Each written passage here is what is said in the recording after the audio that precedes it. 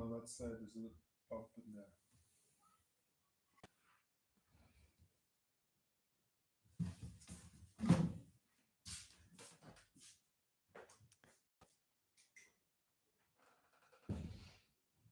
Hello, my name is Zainab Aksoy. I'd like to dedicate this class to Marion Gonzalo in Mallorca and my old friend Sue and her wonderful daughter Fletcher. I'm so happy you're doing these classes. I just want to talk a little bit about how we sit or the options for sitting before we start our breath practice. We can sit on the floor if that's okay for your knees, and you can take a pillow and place it either between your heels. So you're sitting on a pillow with the pillow between your heels, again, preserving an upright position. Or you can sit with the pillow under your pelvis and your knees out to the side. You can take quite a high seat rather than a low one where you might end up rounding your back. So it's okay to put one or two really big pillows under your pelvis, and this will help you sit more upright either way. If both those seating positions are making your knees feel uncomfortable, then go ahead and sit on a chair during the meditations and the breath exercises, and then you can move on to the floor for the yoga movement postures. So in this video, we're going to start with a breath technique that is proven to increase heart rate variability. Heart rate variability is the difference in our heart rate from when we inhale, where it speeds up, to when we exhale, where your heart actually slows down on each exhalation. The higher the difference between your heart rate when you're inhaling versus when you're exhaling, the healthier you are. So younger people, children, have a higher heart rate variability. Healthier people have a higher heart rate variability. And this breathing technique actually increases heart rate variability. Please read the book, The Healing Power of Breath. And there are quite a few breathing techniques in this book written by medical doctors and psychologists that, through clinical research, actually prove to reduce stress and have immediate effects on the physiobiology of your body, of your nervous system. So, the way we do this first breathing technique is by constricting the back of the throat, causing resistance. So, it's called resistance breathing, or we know it in yoga as Ujjai Breath. You constrict the back of your throat and make a slight sound as you breathe in and out.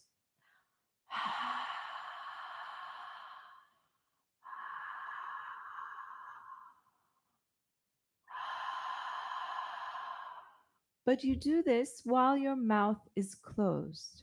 So there's a slight sound that perhaps only you can hear. There's a slight resistance in the back of the throat. And you continue like this. We'll do it for 5 minutes, inhaling to the count of 5 and exhaling to the count of 5. Again, this is the number recommended in the book to be the most effective, and that we're not interested in going into deep spiritual states and really slowing down our breath. We're interested in helping us deal with stress. And this count is very effective just in your daily life. Breathing to the inhale to the count of 5, exhale to the count of 5. And you can even do this for 20 minutes if you want to another time. So today we'll do it for 5 minutes. Come to your comfortable seat And we'll begin. Constrict the back of your throat. Find a slight resistance in your throat as you inhale and exhale to the count of 5. If you want to, you can close your eyes.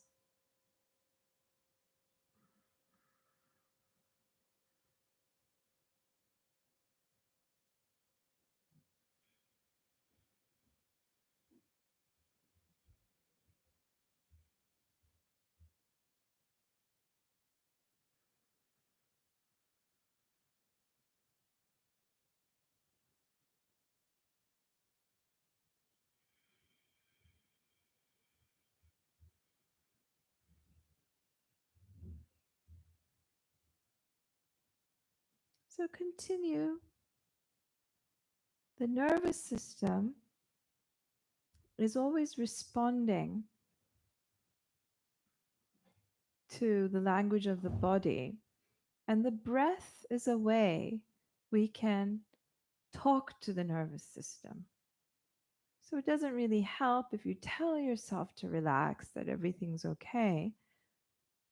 But if you manipulate the breath, you're talking to the brain in a language it understands through the body.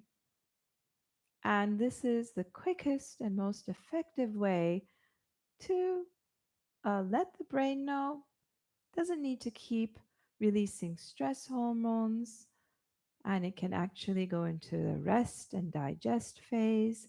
You can start to relax. So, breath manipulation is known not just in yoga, Christian monks use it, different cultures throughout the world use it, and it's very effective in immediately changing your emotional state, the state of your nervous system. So, continue now for just about 2.5 more minutes of this resistance breathing, as it's called in the book, The Healing Power of Breath, or Ujjai Breath, as we do it in the yogic tradition.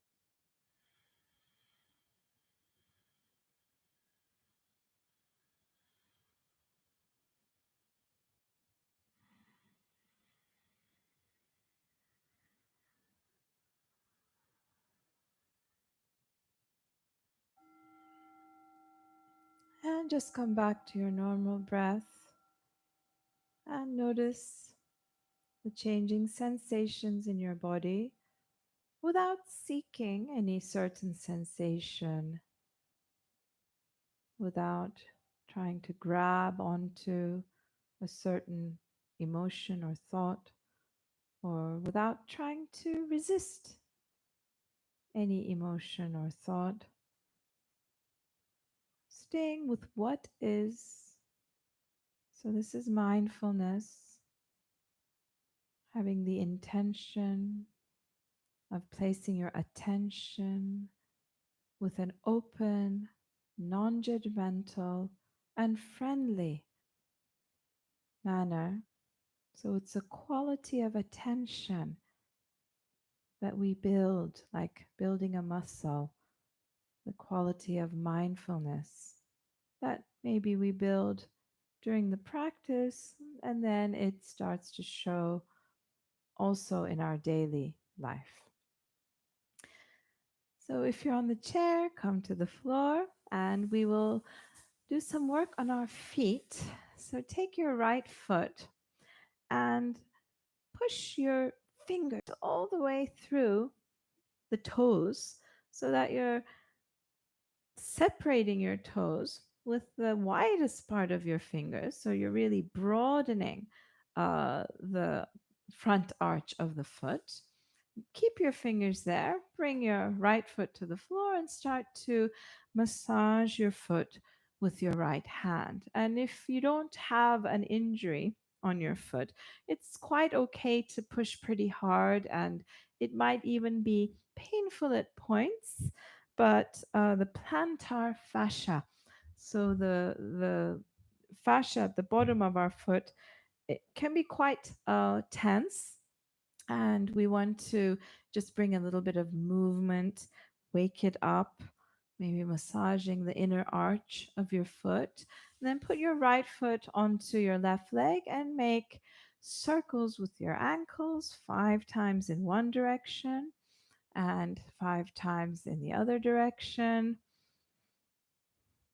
And maybe also what we'll do when we have our foot here is twist the sole of your foot so that it's really facing the sky, and then bring the sole of your foot, turn it towards the floor. So there's so many bones, about a fifth of all the bones in our body are in our foot.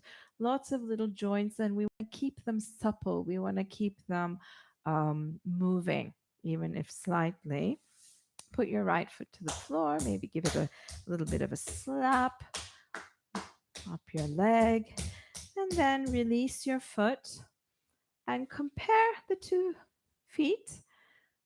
Maybe you can see a difference in the way your toes move or how they feel. You can feel a difference in the feet.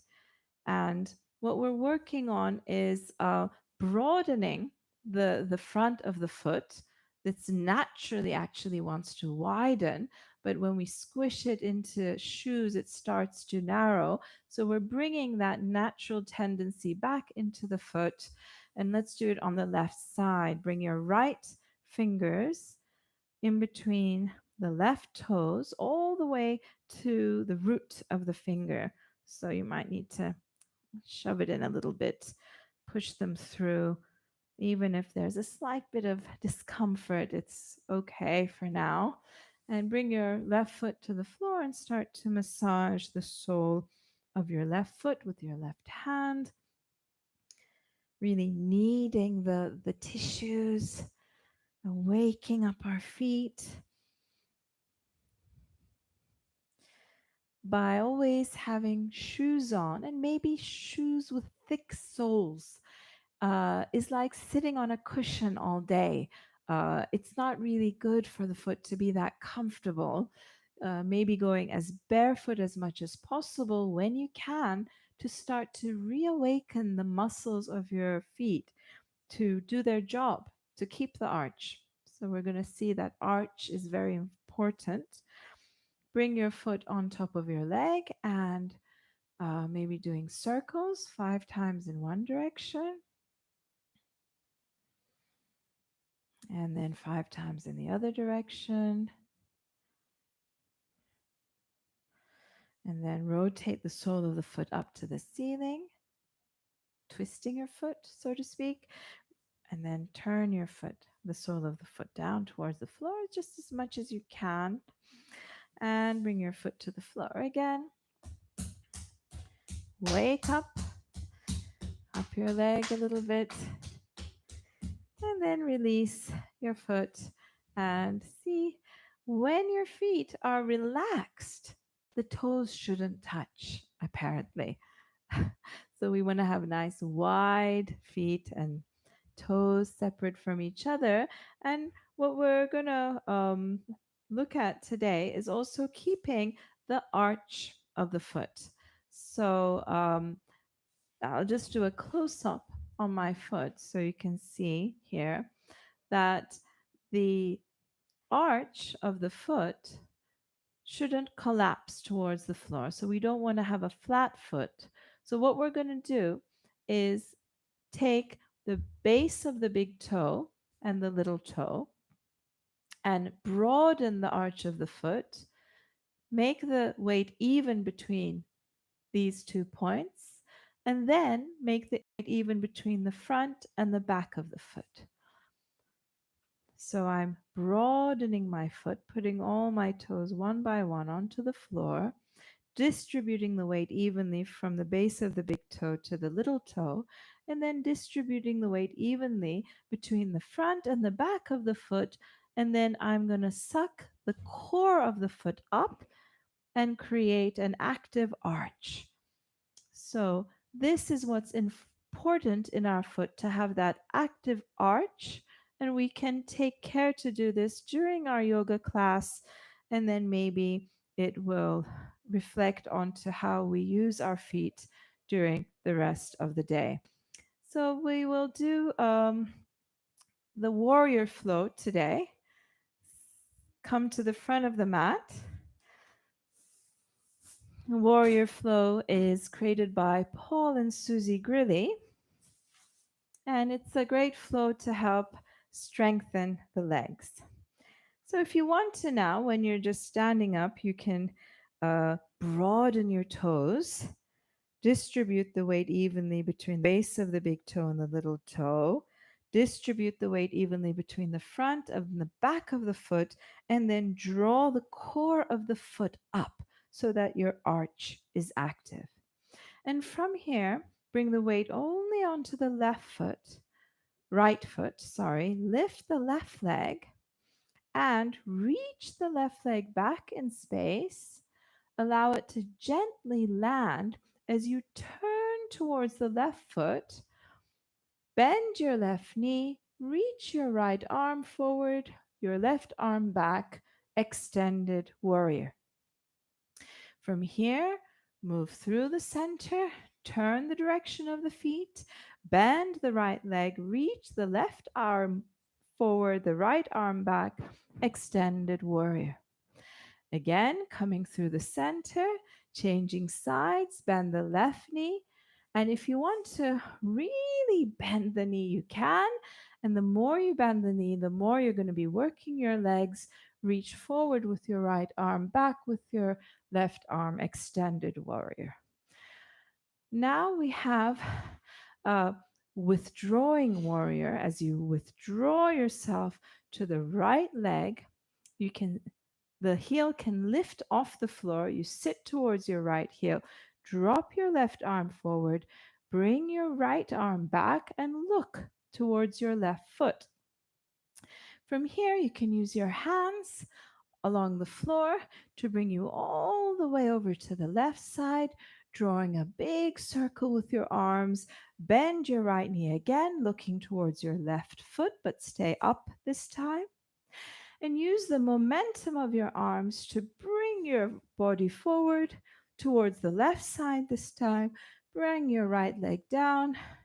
And now we finish looking in the opposite direction. So we're going to start with a different leg and finish back where we started. Start with your right leg this time, lifting it up, reaching it back, allowing it to land softly, and then turning towards the right side, extended warrior. Your left heel can be on the floor. Your left heel can be lifted. Your right knee can come forward across the heel. If this is hurting your knee, you can bring it back slightly, reaching the arms and rotate from the center to the left side, extended warrior. Coming back towards the right side, bend your right knee, extended warrior. And this time, retreat onto your left heel and your right foot. It can be fully on the floor. My left heel doesn't come down, but maybe your left heel is grounded. Look towards your right foot. And maybe if you can, without touching the hands to the floor, you can draw a big circle and again retreat to the left side, but without going down so much this time. Look towards your right foot and hop, bring the left leg up as you finish back where you started on the right side. So we'll go through this flow a bit faster this time. Begin with your left foot, reach it back, hover, land gently, turn immediately to the left side, extended warrior. Turn to the right side, extend your left arm forward. Turn back to the left side. Keep your legs extended and active. And then retreat to the right heel, looking towards your left foot. Bring your arms through the center and around and retreat again to the right side, looking at your left foot. And use your arms for momentum and balance to come back and finish looking towards the left side. Bring your right leg up. Let's continue immediately. Reach it back and gently land as you turn towards the right, extended warrior. Switch to the left, extended warrior. Switch to the right. Extend your torso, your arms, your back leg, and now retreat to the left heel, looking towards your right foot, retreating warrior. And take a big turn through the center, retreat back to the left knee bent, retreated warrior, and end at the back, at the front of your mat again, back where we started. And one last time. Reach the left leg back, land, extended warrior, switch, extended warrior, switch, extended warrior. Come down towards the right heel, looking at your left foot, retreating warrior. Come round through the center, bend your right knee, look at your left foot, and finish looking towards the back side of your space, your mat. And one last flow, lifting your right leg, reach it back, land, and turn. And turn. And turn. Retreat towards the left heel. Look towards your right foot. Do a big circle. Come back towards your left knee bent. Look at your right foot. And finish towards the right side of the mat. And feel your breath here. Feel your heart beating. Just stay for a moment without straightening your top or changing anything. Just stay in stillness and feel the internal weather. What's going on inside in your chest, in your gut area. Feeling the contact your feet have with the floor. And now we'll come to a seated position and continue with the yin yoga postures. The active flows where we use our muscles, we're never really stopping, we're always moving. They have a different function. They function to strengthen the muscles. They have a proprioceptive function. We're always working with right, left, up, down, back, front. Our proprioceptive sense is strengthened. But now we're going to work on a more interoceptive sense, which is feeling the internal organs, the muscles, the bones, how the senses, that unspeakable, undescribable sense, which is really a state of being that we will now explore through these postures. So the goal now in the first posture, and it's nice to work with like a target area. So the target area now is the right glutes and IT band, which runs down the side of the leg. And in order to stretch this area, to activate it, we are going to put our right foot over the left knee and draw the left knee towards the chest. Now, I'm going to start a 3-minute timing here for this pose, and then I'm going to give you some parameters of the pose once it starts. So, your right foot can be right near the left knee as you draw your left knee towards your chest, or your right foot can be more down towards your left hip joint, and you can pull your left knee towards your chest from the top rather than through here. Okay? You pick whichever one makes you feel a better stretch in your glutes. So there are different body types, different bone structures, different joints. Someone might feel the pose better one way versus another.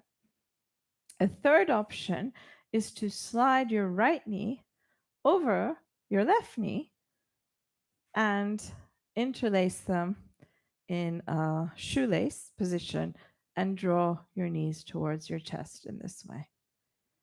So all three and anything in between are options, as well as perhaps tilting your hips in one direction or the other. So what we're working on is discovering how the sensations in our body are guiding us. So we're not trying to all be the same. We're not trying to aesthetically achieve anything. I'm offering you different options, and within these options, you can discover what is the best glute stretch for you. And it can be something I haven't even given the option for. Maybe you're hugging both knees, who knows? As you discover your body, you'll start to see that you become creative in your approach. You start to take responsibility for how you feel and what function you want the pose to have. And even though the arms are somewhat active in this pose, the target area, which is the glutes, the hip, the leg, they're passive. In yin yoga, we work with the passive body and we work really deep towards the joint, towards the connective tissue, and we're putting stress on the joint for 3 to 5 minutes, quite a long time. And it starts to change the structure of the tissues there. So this fascia is plastic. And as we know from neuroplasticity, which means your brain structures can also change, the fascia can change and become more open, so to speak. And releasing now after 3 minutes, just straighten both legs and feel the effects of the posture. Once you're out of the posture, we call this the rebound. And sometimes you feel more in the rebound, or you feel the effect it had going on. And feel the difference between the right and the left sides of your body.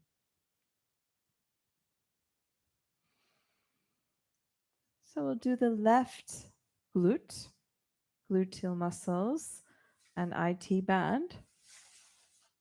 So bring your right knee up, right foot on the floor, and place your left foot on top of your right knee. It can be closer towards the heel. It can cross over a lot more, so it's the knees are interlocked. And then you draw the knee towards your chest, and each side is new. So what worked for you on the other side may not work on this side, because not only are we all different from each other, but remarkably, the left and right sides of our body are different. Imagine that your inner organs are asymmetrical. Your heart is slightly to the left, your stomach is on the left, your liver is on the right. So, asymmetry is quite normal, even the way we use our hands and legs in daily life are asymmetrical. If we write with our right hand, then the muscles will develop differently between the right and the left. And it's quite expected that you would feel differently or have a different level of flexibility in the yoga poses. So, our goal here is to stimulate the left gluteal muscles and IT band, and that means anywhere along that huge area, running all the way down outside your leg. At some point, you might feel some tension, and this tension is good. It means that you're putting pressure on the tissues, and the gluey, sticky tissues are becoming more juicy, more fluid, and the veins and nerves that are in those tissues also become more relaxed, and they deliver blood to that area better. The electricity in the nerves, and even the energy channels, the meridians, flow better through this sort of pressure. You can imagine it's like having a hose that's been blocked up in the garden for months, maybe, and then you apply pressured water through the hose. And in the beginning, maybe there's clumps of earth and dirt, and the water, eventually, the pressured water clears up the channel, the hose. And you can imagine that our energy flow in the body is stimulated in this way through the yoga postures.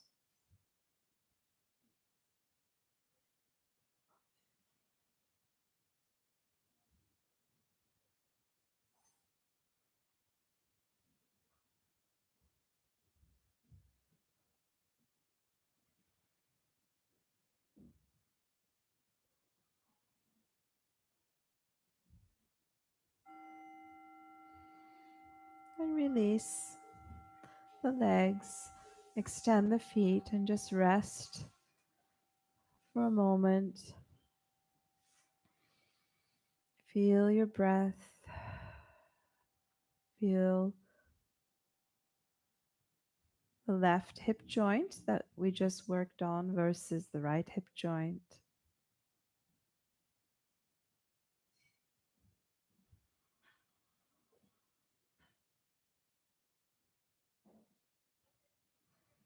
And turn over onto your front. And we'll do a pose that stimulates the lower back, the lumbar spine. So you can allow your feet to be quite far apart if you want to. Your heels can fall in or out. This is going to change from person to person. And we're going to stay in a Sphinx pose. You can stay like this on your elbows for about 3 minutes. And the way that we stimulate the tissues in yoga is we pull them apart. And oftentimes we um, I'm sorry for, I'm usually teaching Turkish, so I have trouble now finding the English words, but we're extending our lumbar spine, we're bending backwards, and this might be creating tension in your lower back, but you want to do that. So the tissues, they come together in this tension, or they can pull apart, and by doing both, we're making the tissues more fluid. So the problems we have are generally from lack of movement. So by not back bending, and often people have so much fear related to their back, they don't want to move their back, but it's the opposite of what they should do. By gently bringing movement into the tissues in your back, you're starting to release the veins, the blood, the nerves that get caught in the tough, sticky tissues that um, kind of glue together from lack of movement, from sitting all the time.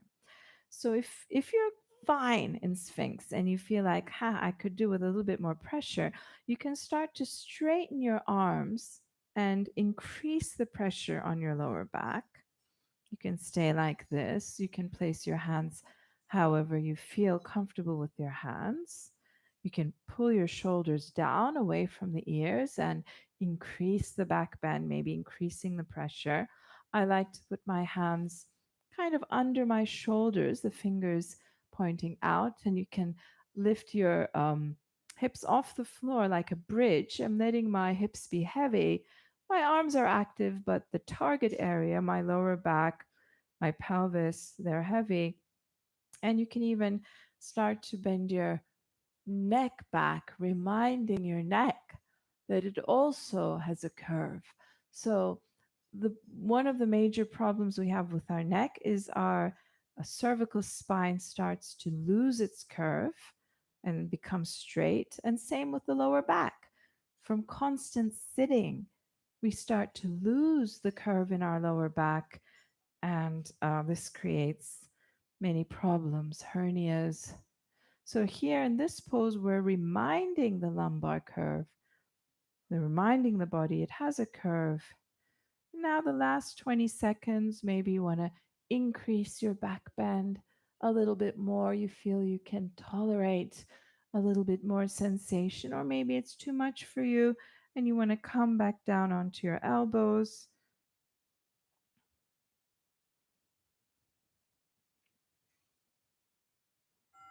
And slowly coming down and resting, turning your head to one side, placing it on the hands, or maybe placing your forehead on your hands and resting. And now feel, once you're out of the pose, feel the changing sensations. Maybe there are intense sensations in your lower back. This is normal.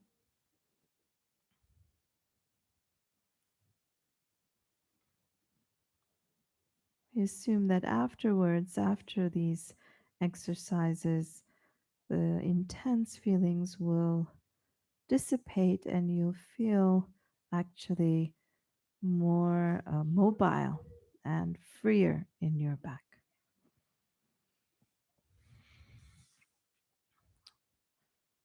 Okay, so turn again to lie on your back. And we're going to do a rotation. So we're going to twist the spine, cross your left leg over the right leg, pushing the right foot into the floor. Shift your hips a little bit to the left and drop your knees over to the right. You can extend your left arm to the left or above your head, as long as there's no discomfort right on the top of your shoulder. Like right here, we could be damaging the tissue, so you don't want to have a point here that hurts. But when you lift your arm, if your armpit area, your pectoral muscles are stretching open and that feels intense, that's okay. So let's see. Now we'll stay here in this twist for 3 minutes. You can also turn your head to the left side and place your right hand on your left knee. So I'll start the timer. You can stay here Now I'll talk about a few more details about the posture. So we said the top of the shoulder could be a red flag area. So we never want to have a pinching pain sort of sensation, right, where the humerus hits the acromion, because this can create more and more damage in the shoulder joint. And we also don't want to have a pain right where the left leg is crossing over to the right, because here again, the femur bone, the leg bone, would be crunching against the pelvis, and the tissues between the two bones, if they get pinched hard enough, often enough, it can also create injury. So if you are feeling that, then maybe you uncross the legs and just put them on top of each other, the knees. Or what I like to do is straighten the bottom leg and just bring the left leg over. And here I also get a bit more space to open into. Like if I stay with my left shoulder slightly off the floor, then I feel that gradually my left arm, as it comes to the floor, the pectoral muscles, the muscles in front of my chest can release. And if my knee is slightly off the floor, I feel like slowly with the weight of the bones, uh, my glutes and my lower back release. So you don't have to have your knee or your shoulder on the floor, though you may choose to have one or the other. Again, this is a choice you make by following the sensations in your body and seeing what your body wants. Where do you want the stretch to be?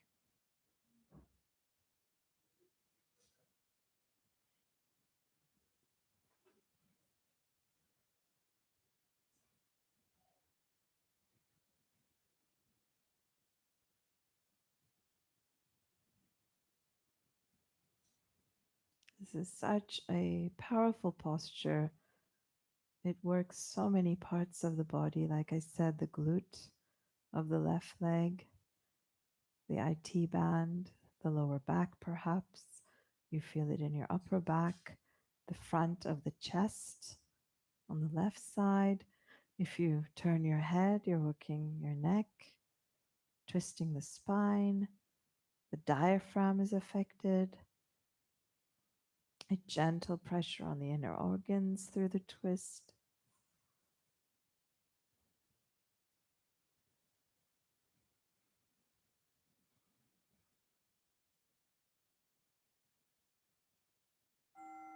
And slowly come to center.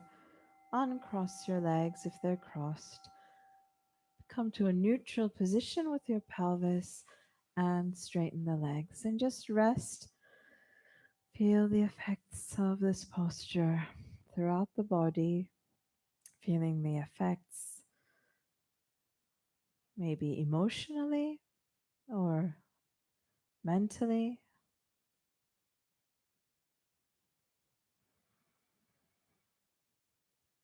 And we'll rotate the spine to the other side, bringing your right leg across your left leg, shifting your pelvis to the right and dropping your knees to the left. Extending your right arm to the right, maybe looking towards the right side, or maybe looking up, or even towards the other side, however your neck feels more comfortable.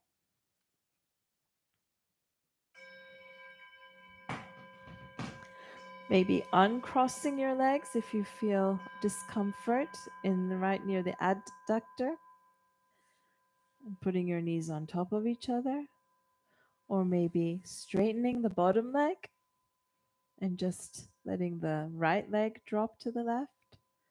Maybe your right shoulder's off the floor. Maybe you want to bring your right shoulder onto the floor and your right leg, knee lifts off the floor. Or maybe quite the opposite. You want to rest your knee on the floor and allow the right shoulder to lift off. Or maybe both are hanging in the air. Maybe if you have quite long um, arms and legs and quite soft flexible tissues, maybe both your shoulder and knee are on the floor. Maybe you don't feel such a deep effect in the posture. Nevertheless, you can bring your attention to your breath and to just whatever's happening for you right now, bringing a mindful attention to that. And then the pose turns more into a meditation.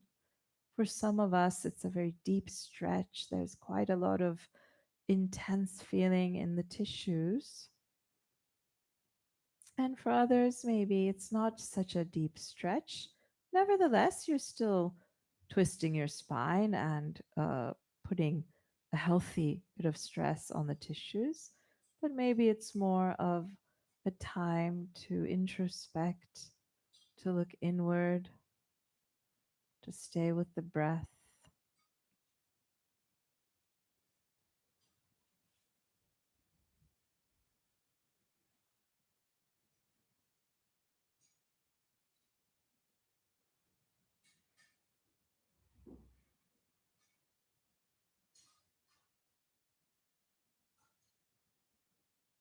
So it's never one thing. We're never just doing one thing.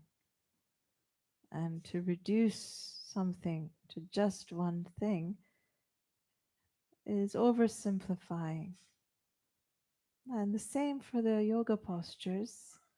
Sometimes there's a very clear function to them, but it's generally more than one function, especially when you involve your attention. You're doing much more than just affecting a single part of the body.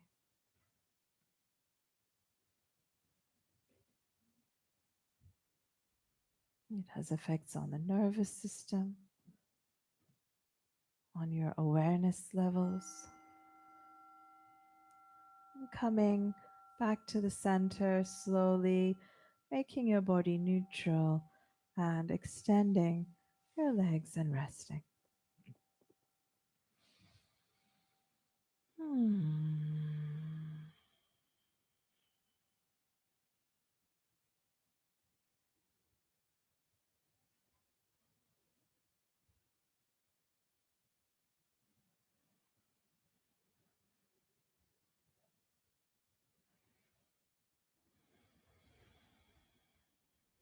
Hug your knees towards your chest. Maybe rocking side to side gently just to massage your pelvis and lower back. And then try rocking forwards and backwards if you can, massaging your whole spine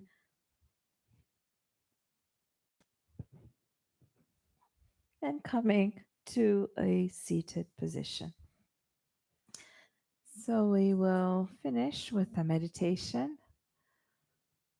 So, what they say is that the yoga postures were created so as to uh, ease the energy flows in the body so that we can focus them towards the central energy channel during meditation. So the pose are not an end in themselves, the poses are a means to go into more subtle realms. So the body being the most gross realm, the breath more subtle, and then the yogi actually wants to be able to have control over his or her attention. So this is very clear. Where you take your attention is where you start to have an effect and where energy also flows. And by controlling the attention and withdrawing it from going this way and that way and distraction and always being pulled like a monkey mind from that thought to that memory to that emotion, the yogi is reining in, reining in the attention to a single point or a single. We're going to do the Shushumna meditation now, and as you become more skillful in this, then you start to have also just more awareness in your daily life and more focus And this has such profound effects. Maybe you're not as dysregulated emotionally, you're not as reactive, or maybe you can focus on the project that you want to achieve in your life. So, we're going to sit now in a 10-minute meditation, and I will also chant in this one. We'll do the mantras for the chakras in this one. And you can repeat after me if you want to, or just listen. Um, so, first, we're starting in a comfortable seat, and um, the bring your attention to the top of the head. As you inhale, imagine your breath coming in, down, all the way towards your tailbone. This is happening the center back of the body. And as you exhale, the breath comes up your spine and leaves through the top of the head. So just imagine the breath along the central Shushumna energy channel just for a couple of minutes.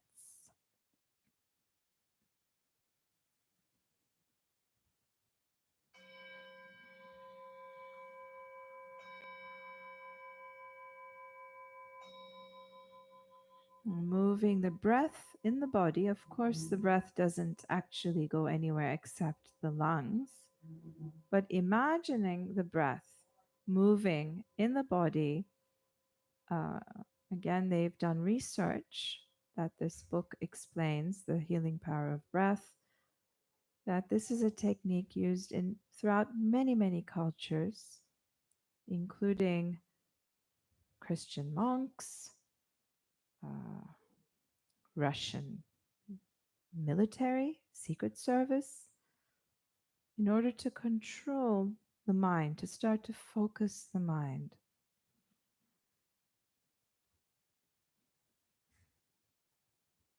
So you're imagining the breath is coming through the top of the head, going all the way down to the tailbone, and then again through the center of the body, going back up and out the top of your head.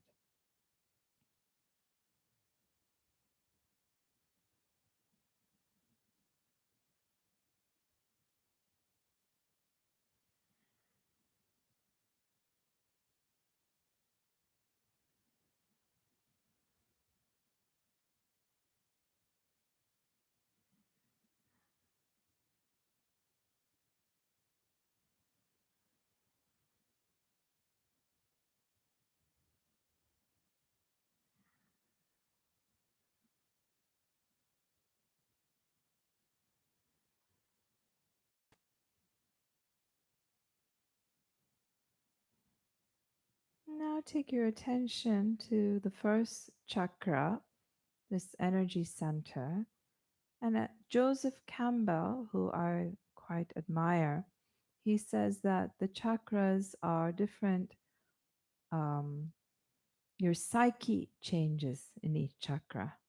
He talks about the lower three chakras being very concerned with your animal nature, health, wealth, progeny, victory. He says the lower three chakras, it's quite animal like. Animals also want to reproduce, they also want to be healthy and survive and protect their land. But he says when the energy comes up to the fourth chakra, the heart chakra, there is a complete transformation in the psyche of the individual. So you're no longer um, praying to God to serve your animal nature, but a different, whole different thought system starts to emerge. And Paul Grilley says, when you're no longer saying, why am I suffering? My suffering. When you start to ask the question, why is there suffering?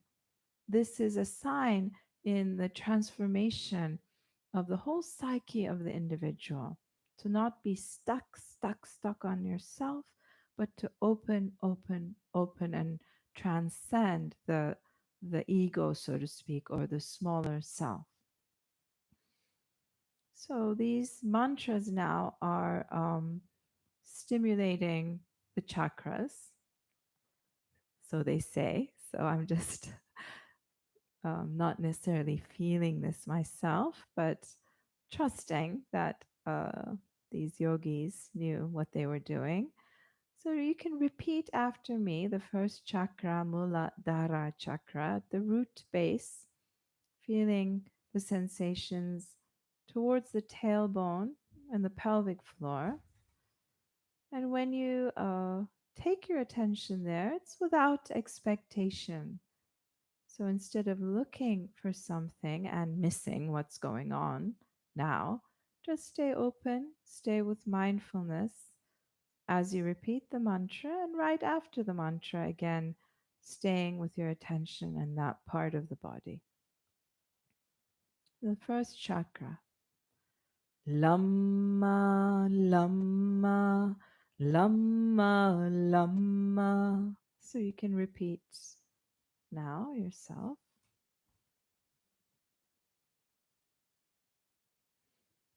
Lamma, lamma, lamma, lamma. And now you can repeat that.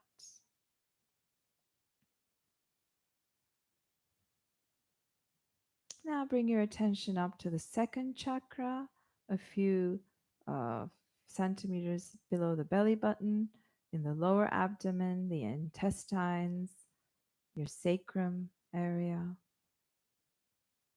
And repeat after me. Vamma, vamma, vamma, vamma.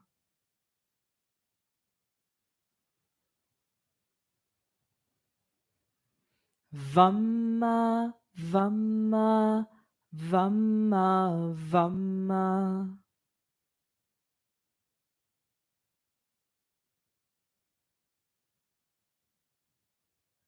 And bring your attention up to the third chakra, the solar plexus area, the upper abdomen.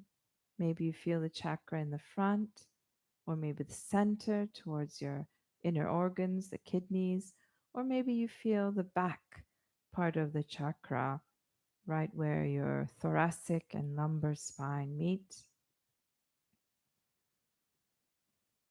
Ramma, Ramma, Ramma, Ramma. Ramma, Ramma, Ramma, Ramma.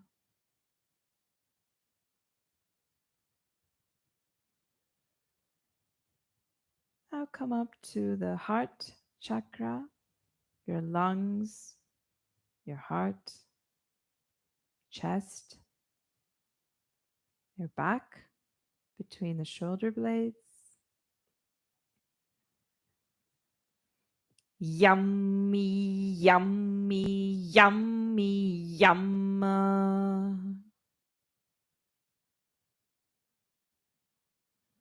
Yummy, yummy, yummy, yumma.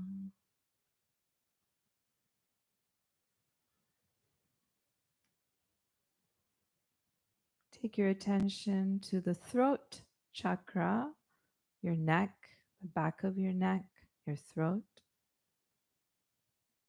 Humma, humma, humma, humma.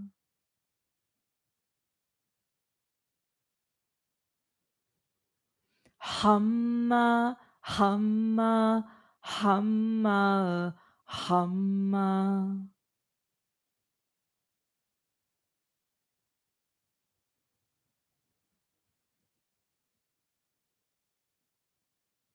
And lastly, bring your attention to the third eye center, or the center in the center of your brain, and also the top of your head. So the sixth and seventh chakras, maybe feeling the space in the center of the forehead between the eyebrows, or taking your attention inward towards the center of your brain, or the top of the head. Om, Om, Om, Om,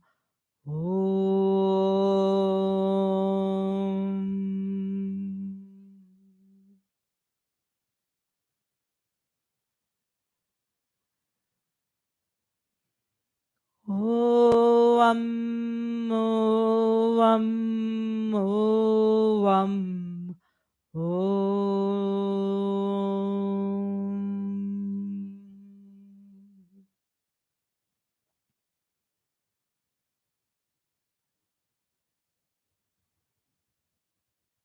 And the last few seconds, taking your attention again to go up and down the Shushumna with your breath.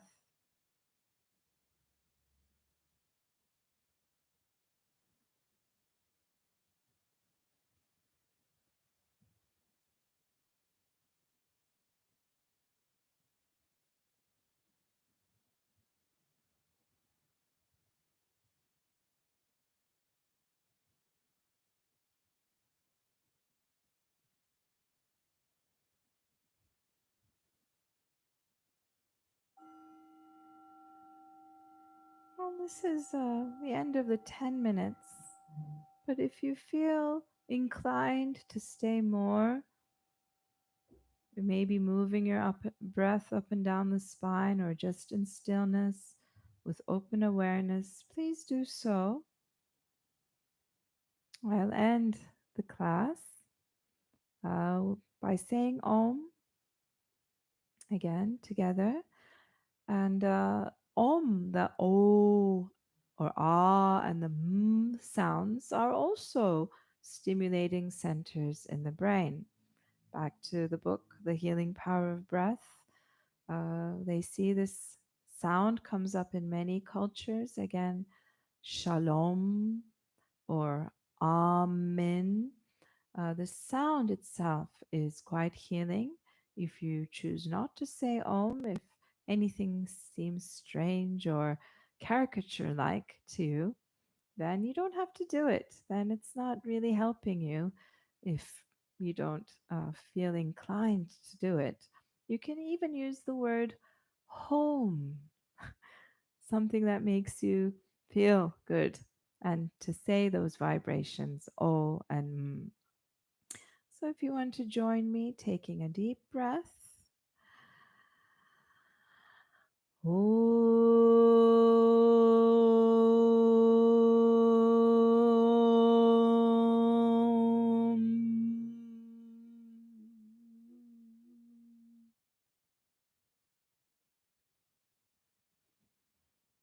Thank you very much for joining me in this English class, which I rarely teach in, and I apologize if my words were not flowing so well today. Take care and hope to see you soon.